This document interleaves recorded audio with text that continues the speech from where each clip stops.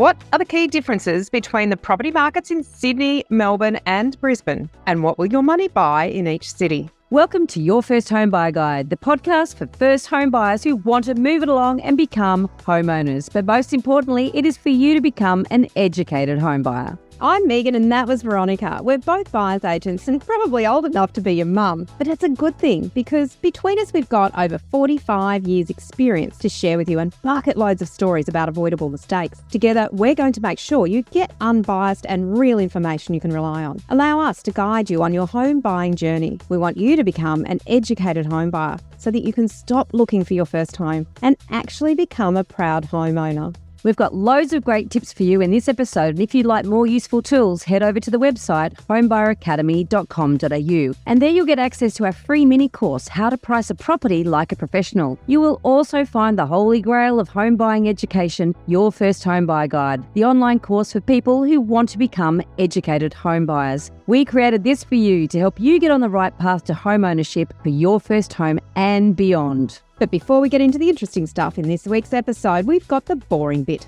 the disclaimer. You of course know that nothing in this podcast is to be taken as personal advice. We always recommend getting the advice of an expert in their field who takes the time to understand your personal situation. We've done our very best to ensure that the content is correct at the time of recording. Things change rapidly, so always check with the relevant government authority and your trusted advisors to get the most up-to-date information.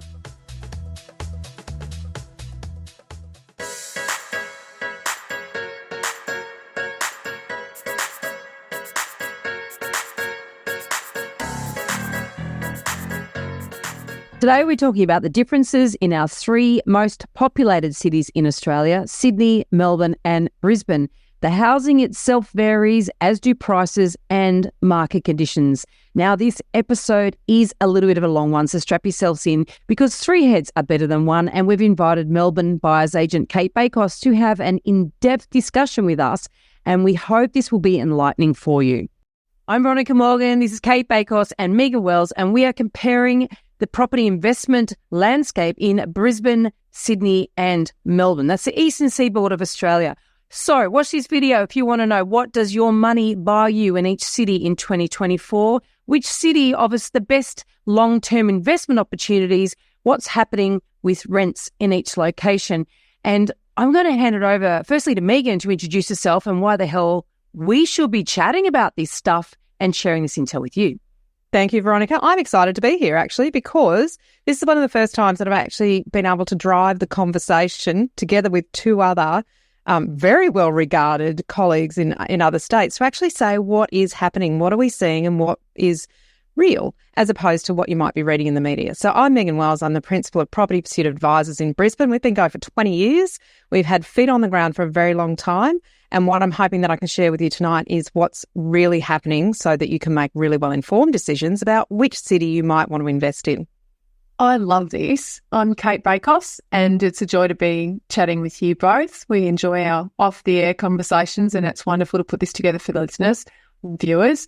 I run Cate Bakos Property down in Melbourne, and we often have investors coming to us asking which state should we be purchasing in, and they often have the questions that aren't the right ones to ask. But the reality is I can't talk about other states. I just know my state and my hometown really well, and that's what's joyous about this, where we're getting the three of us putting our heads together and giving some really interesting on the ground, in the trenches information. I'm Veronica Morgan. I'm the Principal of Good Deeds Property Buyers here in Sydney, and we sit right in the middle of you two because we're 15 years old. Cate, you just turned 10. Meighan, obviously 20 years in the business. And in fact, we've all been in the business longer than our businesses existed, but that is how long our individual businesses have been operating. And this is the thing. In the buyer's agency space, there is so much in the way of new information, new entrants to the marketplace, and a lot of noise about the right things to do and right investment methodologies and all the rest of it. So what we thought we'd do was bring a few old heads together, if you like, tried and true heads who've been around a long time and actually have seen investments that have worked, seen investments that haven't worked, been involved with clients that have bought elsewhere, not just in our own areas. And we're all a bit agnostic. Yes, we are quite passionate about our, area that we live in and we buy in. And we firmly believe that you need to be a local specialist to buy property for clients. But the reality is we understand that clients often need to diversify their portfolios, and we're often asked questions about where else to invest. And that's why I thought, let's get the three of us together to have this conversation. So we're going to go through one at a time and run through a variety of topics to answer those questions I mentioned earlier, which is, what does your money buy you in each city in 2024? Which city offers the best long-term investment opportunities, and what's happening with rents in each location? So I'm going to hand it over to you to start off, Cate. Absolutely. All right, well, let's talk about it. The first one, general market conditions. Melbourne's been in the media for all the wrong reasons, unfortunately. We've had a lot of headwinds from, our extensive lockdowns and rental eviction moratoriums and challenges there for landlords, all the way through to land tax and obviously we've had really static price movement. We've pretty much flatlined. Every month we're either up 0.1 or 0.2, or we're down 0.1 or 0.2. And the opportunity for buyers, I would argue, has been great because you can really finesse your search and take your time to do your due diligence and buy at yesterday's prices. And I haven't seen Melbourne stand still like this for a long, long time. But what it does mean is we've had some speculative investment from interstate people in Melbourne, because a lot of people assume that when all of the other cities are doing well and Melbourne's sitting static, that Melbourne will have this enormous bounce back.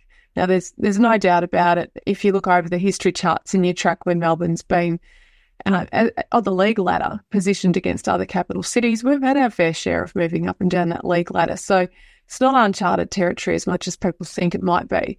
But I think that there's a lot of upside for Melbourne when we get our economic conditions under control and when we get investor sentiment a little higher. But in the meantime, I can quite easily talk about what your money buys you in Melbourne, because I've had about 18 months to get used to it, because our prices haven't really done anything. Right. So I do comparable sales analysis, and you know what? And you can go back 12 months and it's the same. Yeah, that's Nice. it. You can't get a data point in the last 3 months. Go back 2 years. And that's a very unusual market to be navigating, but that's essentially broadly the market that we've been navigating. However, when you segment it, as in all market segmentation, Melbourne then starts to tell a little bit of a story. So we've had more price growth at the lower quartile and the even sub-median, but we've had prices come off a little bit at the top quartile. So it's, markets within markets always. And I haven't even touched on regions because that's not what today's about. So Meighan, over to you. What are the general market conditions in Brisbane? Almost the opposite of Melbourne, to be brutally honest, but that often is what happens. Sometimes when Sydney slows or Melbourne slows, Brisbane is where a lot of frenetic activity is taking place. But this has been an elongated period of frantic interstate and overseas activity, mainly driven by owner-occupiers as opposed to investors, which is what we've seen in previous market cycles. So generally what we're seeing at the moment is that listing numbers aren't too bad. We're getting access to good quality properties, but the number of those properties is still far less than the number of people who are qualified and financially able to purchase those properties. So the inequity in demand and supply is still far in favour of the seller as opposed to the buyer who's struggling to find something. We have had a slowdown in interstate migration a little bit and repatriation. So a lot of those Australians who were living and working overseas who came back, that slowed down to a great degree. But what we haven't seen is the historical departure of Queenslanders or people particularly from Brisbane going to Sydney and Melbourne or going overseas for higher paying jobs and career opportunities. That has largely stopped. And that's why we're seeing such a bottleneck of people. We haven't got as much interstate and overseas migration as we had post-COVID. But the numbers of people leaving has dramatically decreased. So we've got this pressure that is building inside that's creating a lot of demand, but there's no one really selling because they haven't got anywhere to purchase. So historically, say someone who was living in maybe a house that would be worth $3-4 million, they might be moving to Sydney or Melbourne to move into an executive level job. They're not moving. So those people are not freeing up supply in that upgrade market. It's a really interesting time because what that means is the cascading effect is they're not selling their house for the person with maybe $1.5 to $2 million who wants to upgrade to a $3 million property. that person's not selling. So the person who wants to buy a property for 800 or 900,000, they can't buy that because this whole cascading effect of no one at the top end leaving means that all the way down to the entry level has had a huge increase in pressure on prices, and we've seen prices across the board increase. In particular, most recently units in the last 12 months. Wow. So it's a very, very buyer-driven market at the moment, and the lack of supply is increasing the prices at an increasing rate. And we've got some data to support the rate at which prices are increasing at the moment. It's a hard time to be a buyer in Brisbane. It's funny. I keep thinking of the domino effect, but it's like the dominoes have all been superglued to the table. Yes, it is like that because the domino often starts at the bottom. But what's stopping at the moment is the domino at the top is not falling outside of the arena, if you like. So it's not freeing up any space. I've been hearing stories, Meighan, you tell us if it's true, of open houses on a weekend, on a Saturday, and basically contracts signed on Saturday afternoon, done and dusted. Yep. So I'll give you some examples of what our teams see on the ground. And remember, what we're sharing here is not what you're reading in the media. This is our experiences as buyers agents with our feet on the ground. So we could go to a property that might be worth somewhere around the 1.5, and there's a couple of examples that we've got where we've gone to those properties. There might be 40 or 50 groups going through the first open house, and what agents are doing is delaying any pre-first open house inspections to build that frenetic activity on the first open day. And then once that first offer comes in, the agent simply says, get all your offers in, the owners are making a decision. We've got one that's good enough to take it off the market. So they might get somewhere between 12 and 14 offers after that first open house. So it's, that old saying, it's quick or the dead. He who hesitates in Brisbane is really exposed to missing opportunities. That then sets, whatever that sale price is, sets the new comparable sale price for that particular property, and it just keeps building from there. So if there was 14 offers, 13 people miss out. Those 13 people now have a heightened level of interest and desire to purchase. They all go to the next open house, plus the new people have come into the market, and it's this recycling of the same people until eventually someone says, that's it, I'm just going to pay whatever I have to get a property. So the numbers are, now I'm talking A-grade quality in low-density, family-oriented areas. People are a little bit more discerning with B-grade and C-grade properties, main roads, flood-affected, they're taking a little bit longer. And anything that has had an inkling in the market that the owners might want too much, people are sitting back a little bit and waiting for the owners to come to the market in terms of pricing. But that's a bit rare because we don't really have a lot of price indication in Brisbane. No price guides. These A-grade properties that everyone's scrambling over and, one open and then they've got an offer on the table. That takes me back to Melbourne in 2021. Yeah. And I look back at those disgusting conditions where we had to prep all of our due diligence prior to me seeing a property off the back of a photo in case this happened. Yeah. And at the time, agents were dealing with the 5-minute inspection limits and face masks and inventories and hand sanitisation, and they were so over it, and vendors were so over it. And obviously there's only so many hours in a day that you can host these things, that the agents were happy to take an offer after one open and call it job done. But I want to ask, why do you think they're willing to do that in Brisbane when they're not dealing with the pressures and the challenges of COVID conditions? I think that it's really hard on agents, and I look quite fairly at agents. There's a lot of really good agents. There's a lot of agents that are a little bit lazy and they go, well, I'll get the deal done. There's also a lot of owners who go through that first open house and say, I don't really want to go through that again. That was really hard work. If I can do this today and I only had to have one open house, well, yeah, I'm okay. We're not a very auction-oriented culture. So agents aren't particularly strong at building the psychological battlefield of auction, if you like. They're not good at making it go for 4 weeks and then putting everybody in competition with each other. So for some agents, it is open houses only. And if that price gets to a point that the owner's prepared to accept, then they're really probably doing a disservice if they say to the owner, well, why don't you wait? We could get more money. Well, they probably should say that. Let's be honest. They should say, let's wait and get more money. But they actually might not get more money either if they wait. And I guess that's the risk. when you've got that many people making offers and you've got a few around the high end of that, that's probably market value.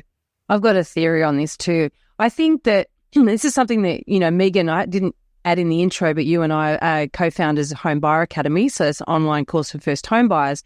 And one of the things that we teach is that each state and territory in this country has remarkably different legislation governing the way property is sold, purchased and sold. And one big differentiator is the vendor disclosure. And so in Melbourne and Sydney, you've got a lot of similarity. You've got both very much auction cultures, auction markets. But secondly, there's quite a high degree of vendor disclosure. And thirdly, there's the cooling off period. And so in Brisbane, when people are buying in Brisbane, they can waive their own cooling off period. Whereas in Sydney, you can only you waive the cooling off period after advice. A certificate is signed by a conveyancer or a lawyer after being advised on the contract. And in Melbourne, I believe there's in an auction campaign, there's only a window, 6 days is it, that you can buy without a cooling off period? Hey, so 3 days either side of an auction, you have no cooling off. So you've got a window of opportunity in Melbourne. Other than that, and because it's running to auction, of course, then anybody who buys before that, well, no agent is going to sell a property in an auction campaign and interrupt the campaign for a buyer to have a cooling off period. It's just not going to happen. So when you've got two very auction-oriented areas, not to say you never get a cooling off period, but you can't waive your rights to the cooling off period, which means that the agent is not going to sell to you on a Saturday afternoon because they're not going to give you a cooling off period. Whereas in Brisbane, you get less information from the owner via the vendor, so via the agent, but B, you can waive those rights to a cooling off period. Then why wouldn't you just sign up a buyer who's prepared to actually do that? And I think it's a good point you make, and I think that's the thing that we are concerned about in the future is people finding things out that they didn't take the time to do in their due diligence in the lead up the first time that's our house. And Cate, you hit the nail on the head. You've got to do all your due diligence before you go to that open house to be in a position to make an offer. So there's a lot to do in Queensland before you get to that point. But I think that the FOMO still exists in Queensland, and therefore people are prepared to take the risk to make an unconditional offer, which I do not recommend, unless you've done your due diligence. Well, and here's the thing that a lot of buyers buying in Brisbane from the southern states or even from other states won't necessarily know that. I know that when we started doing our research to put together our course, Meighan, I was horrified and shocked. I know when I was actually filming the show, location with Bryce, when we bought up in Queensland, I left it up to him because he knew that market. Well, I had no idea. It seemed like cowboy town to me. I just couldn't It's a lot believe to know. Yeah, I couldn't believe it was so not all country hicks up here, but No, it was more the fact that you just write the agent gives you the contracts, not put together by a lawyer. It's actually put together by the RAIQ. That there's hardly any information in that contract. You can just sign it, write up your conditions, and it's all very loose. It is a different process. Yeah, it totally freaked me out. So, Veronica, tell us what's happening in Sydney. Well, Sydney, again, I guess my business sits in the middle of you guys in terms of its longevity, and our market sits in the middle of you guys in terms of how it's behaving at the minute. We would call this, what's happening in Sydney at the moment, to be a normal market. How very boring, right? We've had ups and downs ever since, really since 2012. We had a 5-year boom, then we had 2 years down, then we started recovering, then we had COVID, then we had 2021 up, 2022 down, 2023 up, 2024 has flattened. We haven't seen conditions like this since probably around 2010. And that is really where pretty much we got modest growth. Every month you got a little bit of growth, tiny bit of growth, not a lot, a bit more than Melbourne though, right? And we've got clearance rates sitting between sort of very neatly between 60 and 70% every week. And when the clearance rate sits in that sort of band between 60 and 70%, that's what we call a balanced market. And the hallmark of a balanced market is when A-grade properties are competitive, and you expect that, and that's pretty much the way it is in the sort of the 10K radius of Sydney CBD that we operate in anyway. Generally, there's always buyers for an A-grade property. B-grade property, so that's your sort of slightly compromised property in a good location, but maybe it's south-facing garden, maybe it's maybe it's got a slightly smaller block than normal, maybe it's a bit unrenovated, or whatever it is that lends it to being B rather than A-grade. there's always a handful of buyers for those properties, and they do sell relatively quickly, with a high proportion selling within the auction campaign. C-grade properties in a normal market, they really struggle. So the stuff on main roads, the stuff that's next to a service station, the stuff that's dark and dank, they're the sorts of properties that buyers won't fight over because they have a choice. Now, we will talk about choice in a minute, because choice requires lots of listings for buyers to really have choice. And we have seen listings down in Sydney. Really, we've been complaining about this since 2016. So even though it's a normal market, it's balanced, it's easier for buyers to, do their due diligence and have time to do their due diligence and choose, and make sort of better decisions, I guess, or make clear-headed decisions. Still, when you've got a lack of quality stock, and this is what a lot of buyers say when they come into the market, they go, oh, there's not much on the market. And we're like, this is normal. It is normal to not have a lot to choose from if you're choosy, if you're picky. So that's sort of what we're seeing in Sydney at the moment, which is, I guess, I don't know how long it will continue, because we've sort of, in recent years, been quite used to a lot more volatility, and I'm quite happy in a way that it's normal.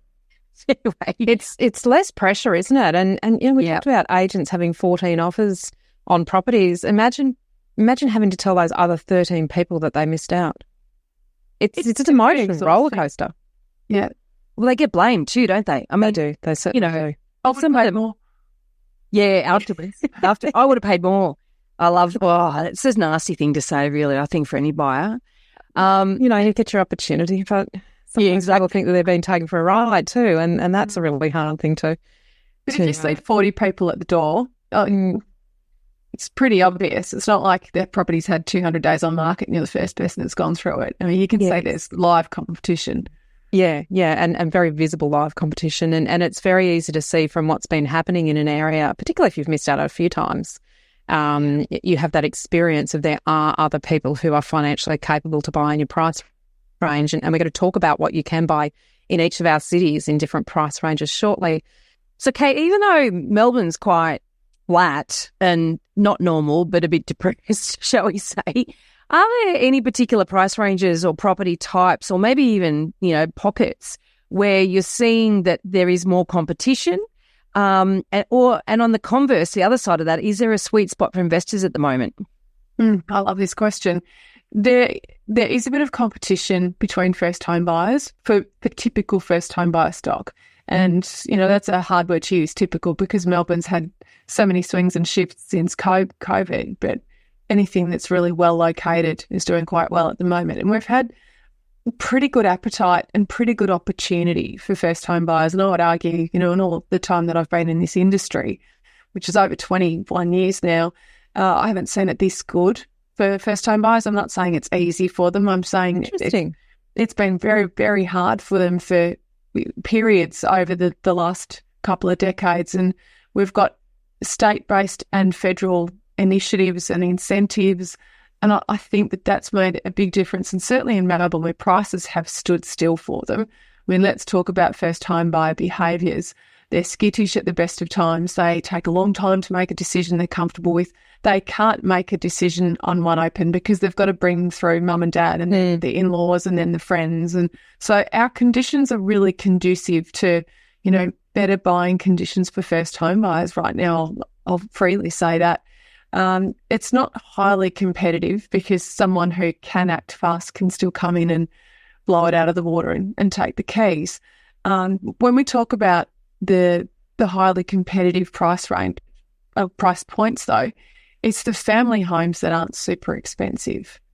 That's really hard because we know that when upgrading families are looking for their forever home, it's that they will throw all of their borrowing capacity at it to get it because they know that it's a long-term decision. They're looking at the schools, they're looking at their community, they're looking at being close to mum and dad for babysitting, whatever it is. They're the most emotive buyers that any buyer's agent will work with. And they're the ones that will push their borrowing capacity to the very edge.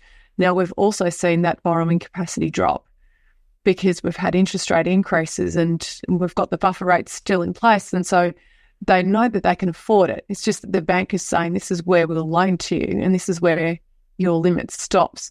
And so they've very, very deliberately feel and trying hard to get those properties. And when it's an A-grade property, there's not a lot out there. So our listing volumes have been pretty good. Melbourne's actually had better listing volumes in recent times than we've had in many, many years. The problem with our listing volumes is that it's a lot of investors who are offloading properties that they're struggling with the compliance costs to hold. And when an investor's struggling with compliance-related stuff, it means the property probably hasn't been well maintained, or it's old, or it's needing a lot of compliance. And so that's not first home buyer stock. And it's not really mum and dad stock at the moment because they don't want to do any renovations. I mean, every single owner-occupier client I've got right now starts the conversation with, I don't want to do any work. Yeah. All right. It's tough. We've got a builder shortage. We've got materials that are expensive. Melbourne is just a sea of trucks and cranes, and everything is happening in the city in terms of civil works. And with that, we've taken a lot of builders out of the private trade. So, yeah, it's been a very difficult market to navigate. But the higher priced properties have struggled here, and all of those coastal properties that people ran and bought, we're seeing a lot of, expensive properties on the coast and more than 2 hours away being sold because bosses are calling people back. And of course, Melbourne was in lockdown for so long. I think a lot of people thought that their working world would change for good and their work from home would be permanent. Yeah. And that's understandable because it's still a lot of, we all talk about our hybrid arrangement down here. Some people are doing 1 day in the office, some doing 2. Not very many people are doing 5 days, but it's slowly coming back. And I think that's probably the biggest amount of shell shock that we've had. And it's definitely translated into what's selling and also what's for sale that's not selling. It's fascinating though, isn't it? Because one thing that we talked about probably before we started recording was that so many property decisions are made with short-term drivers, short-term impetus, short-term, often a knee-jerk reaction. I thought that during COVID, when this is massive exodus from the cities, and buying second homes and it was sort of said, not a few times, but quite often, oh, well, we can't go on our skiing holiday this year, so I'll just buy a beach house. Buy another property or upgrade. Yeah. Clearly, this is not the average Joe that was doing this, but I often wondered at the time, I thought, who are these people with that much disposable cash, that much borrowing capacity, that much income, who can be so cavalier about buying property, given that we really don't know how long this is going to last for? And I think, too, one of the things that we'll get to as we're sort of continue this conversation is that, when people say, well, where should I be buying next? Often they're thinking with a short-term, their short-term thing. It's like, where's the next place to go off? Well, Brisbane's already going off, and then people are still piling into it because they feel like they don't want to be the last person on the train. It's actually the opportunity really is probably in Melbourne right now, but you still got to be thinking, is that long term? You do have those long term opportunities, which I would like to think yes, right? So, and this is our conversation here, is to get people thinking with a longer lens, and so I think that's fascinating. The other thing, the sweet spot for investors, are you suggesting maybe, Cate, and maybe I'm putting words in your mouth, the investors that are selling out because there's been a lot of fairly investor unfriendly legislation and changes and taxes and whatever going on down and out in Mexico. So are the properties that are being sold that haven't, that aren't compliant, that people have not invested in, for someone who is prepared to roll their sleeves up or is a bit is a tradie themselves, or perhaps has the wherewithal and the appetite for it, is that a sweet spot for opportunity in terms of people buying assets that would otherwise they'd be paying more for, but actually fundamentally are good? They just need to do a bit of work to them. Yes, I've gone on the record and said many times that the buying opportunity for an A-grade location, A-grade orientation, A-grade block, A-grade street, but house that needs a massive makeover or a knockdown, the opportunity is huge. The problem is you need to be able to land bank it or deal with living in it while it's hideous. And if anyone can handle the ugly duckling for 3 years and just sit tight, save your money, wait for the builder shortage to ease a little bit, that's an amazing opportunity, because I've actually supported people who have been in that position, and we've been able to just cherry pick beautiful locations and great blocks, but they need to sit through it. And it's not as easy pitching that to a developer or a builder or a long-term investor who wants to get an architect on board, it's not easy to say to them, let's land bank it and get you a tenant, because it doesn't pass the compliance testing and it costs a lot to just dolly it up to get it to a point where you won't have a property manager, or worse still, a tribunal on your back. And nobody wants to buy a property and spend $100,000 on it before they run a bulldozer through it. Yeah. So that is the challenge. And the other investors down here that are selling, because you're right, we've got a lot of investors selling, and agents are all saying the vast majority of their listings right now are investors letting things go. There are the investors that don't like the holding costs and they're disenfranchised with the performance of their apartments or their townhouses. It's been an interesting market. We haven't had the same level of apartment performance as you have in Sydney, a longer term, Veronica, or as you have, Meighan, short term. You know, our apartments at the moment are probably doing better than they have done in a long, long time, because we've got first home buyers coming back in and people looking at the opportunity in the city. And we've also got second dwelling buyers targeting apartments that are closer to town. So, for example, people that live on the coast or have their beautiful home in the Macedon Ranges saying, well, if the boss wants me back, I'll just buy a one better. There are still some people that can afford two dwellings. Very, very interesting market. And we've seen a lot of tables turn. But yeah, back to the original question, a beautiful but really dated and daggy property with the, great orientation, great street, great location. They're the ones that I think are amazing opportunities. Bones. Yeah. Oh, how interesting. Would it be fair to say, Cate, just reading into that a little bit, that with the legislation around minimum habitable housing standards in Queensland, I think you called it something slightly different in Victoria, would it be easier to make an apartment comply with those standards than it would be a house? Is that attracting investors more to the apartment market? Not so much. Our apartments haven't performed very well, and I'm generalising here because there are some areas that have done really well. I walked through a little one this morning in Brunswick East, and the agent said, we had an offer of 620 and the vendor was about to sign it, and then the buyer changed their mind, but they definitely would have bought it for that. And I thought, okay, he's giving me that hint and it's going to auction, so that's clearly where the expectation is. I remember when I was buying those apartments in the threes, been around too long, but they have performed, but a lot of people overpaid in the leafy eastern suburbs, back in the day. And unfortunately, I remember auctions where you'd see 3 or 4 advocates fighting each other. That's not a great sign. And you don't want to be too dominant in an already investor-centric market, because, as you know, the prices can be quite artificial when that's the case. But I think a lot of people hung their hat on Melbourne apartments 15 years ago, and for a long time they did nothing. And investors were okay to sit back if interest rates were low, but when they're high, they're just looking at their ledger going, I'm out of this. So what about you, Meighan? Is everything competitive at Brisbane at the moment? Median house price up here is about $920,000, which is up almost 17% in the 12 months to May 2024. There are some houses, particularly family-oriented, completed, very nicely done, Cate. All the everything done really well. Just move in, unpack your bags, and enjoy your life. Those have had something in the vicinity of 57 to 60% growth since the end of 2022. Woo! 2022. That's because they're so hard to get a hold of, and very similar to Melbourne. There is a shortage of trades and largely moving into state-based projects. So we've got a lot of Olympic infrastructure happening, and there are some very favourable payment opportunities for trades to work for state government projects. So there is a shortage of trades available to do just resi houses, whether it's building or renovation. So houses are across the board, and we're going to break down the price ranges shortly, but across the board, without doubt, the most competitive are the family homes in low-density areas that are well done, move-in ready, and really have nothing to do. We also have had the surprise of the unit market, which I think, they had to take off. Units have been sitting around, 2-bedroom units have been sitting around 450, 475,000 for maybe 10 or 15 years.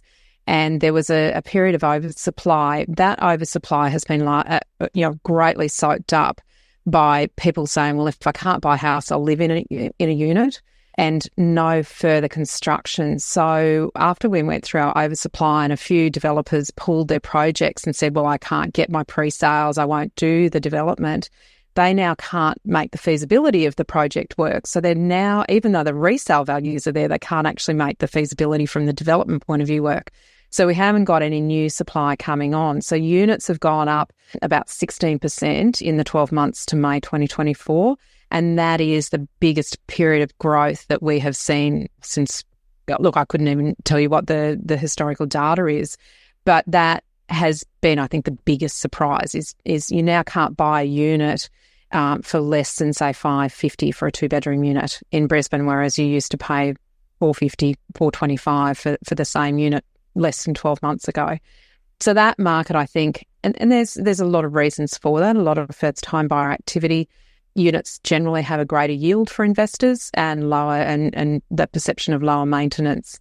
So that probably is one of the most competitive and surprising markets for us. But unless it's really heavily a huge amount of objections, as you mentioned, next to a service station or flood that you just can't mitigate against, unless there's something really overbearingly bad about a property, most properties are having multiple offers on them at the moment. And we keep a track and look at the index of price changes on properties across the board in different locations, different property types. And we look at what a property sold for based on, or what it should be worth based on comparable data. So the sales data, which is usually about 3 months old, where we think it should sell and what it actually sells for. And the differential between the data and the sale price at the moment is sitting up around 6%.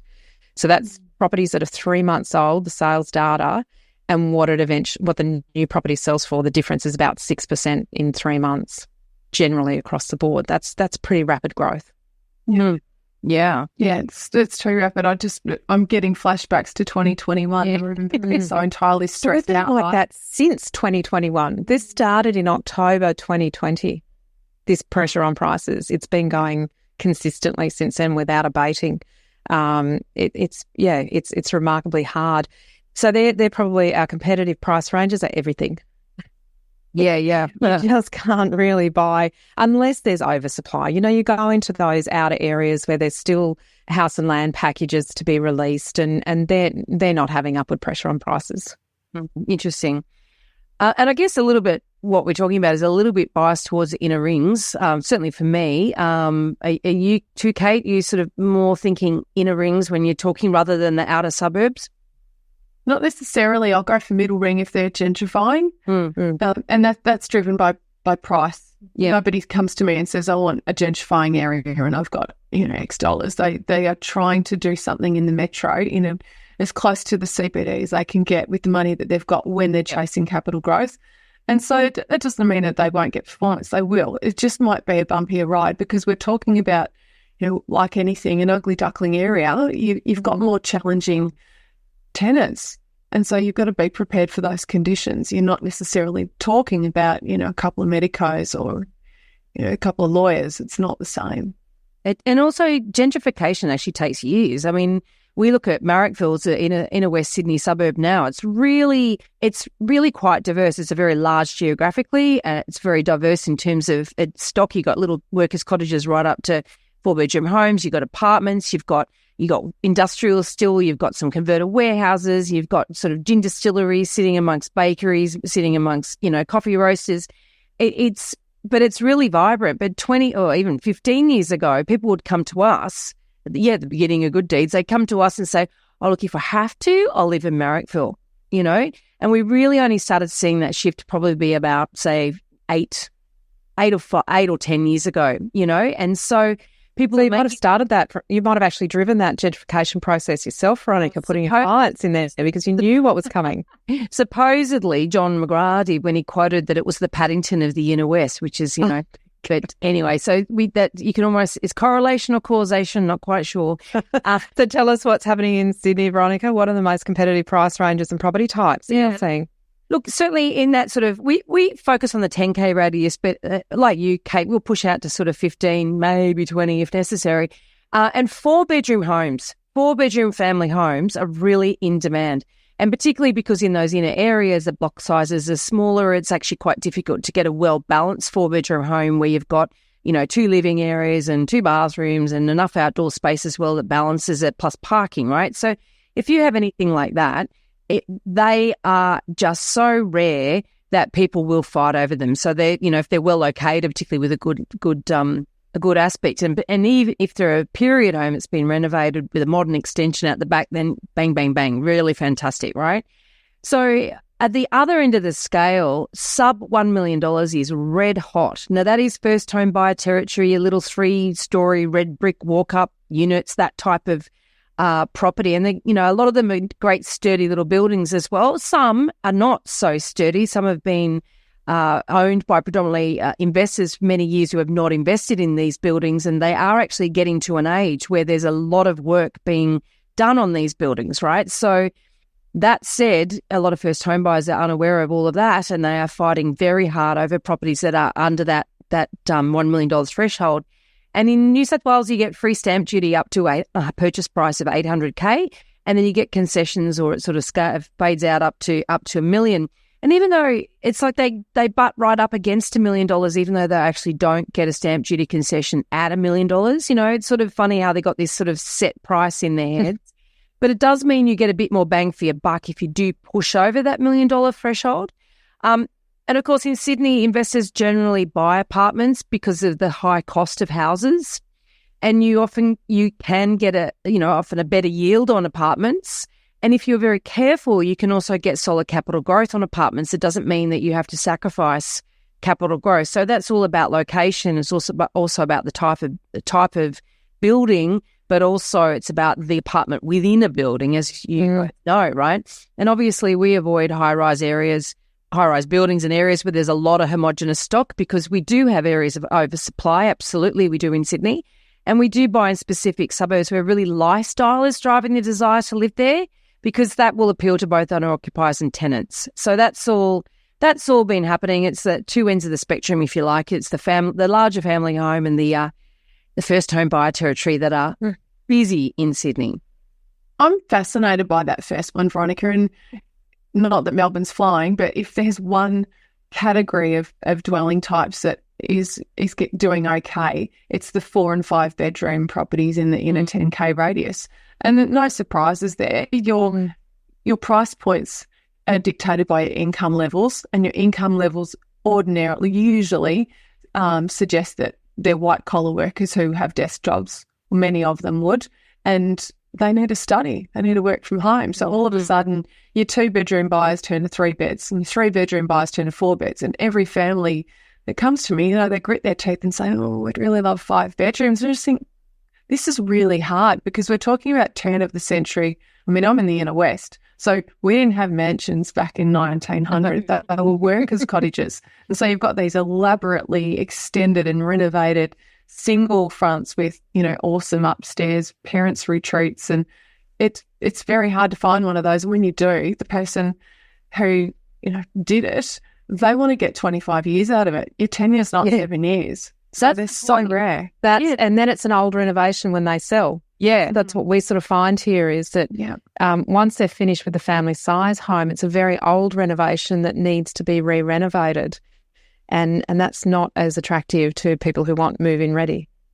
I think that's the thing that I talk to our clients about when they are looking at renovating and extending their home rather than, upgrading and buying another one, is that get an architect involved. If you got the budget to do it and you got that size of home in a good area and you got the income, so all these caveats I'll say here, but, get an architect involved and really look at a timeless design that where, yes, the finishes will need to be upgraded at some future point. But if your floor plan and the functionality and the light and the airflow and all that sort of stuff and the room flow is done, then that's an extremely good investment, because we do that. We look for bones, as I know you both do as well. When you see a property that, even if it's a 20-year-old renovation, it's got all that space and you think, this is well done at the time. It just needs a cosmetic revamp. Oh, my God, aren't they wonderful? Love them.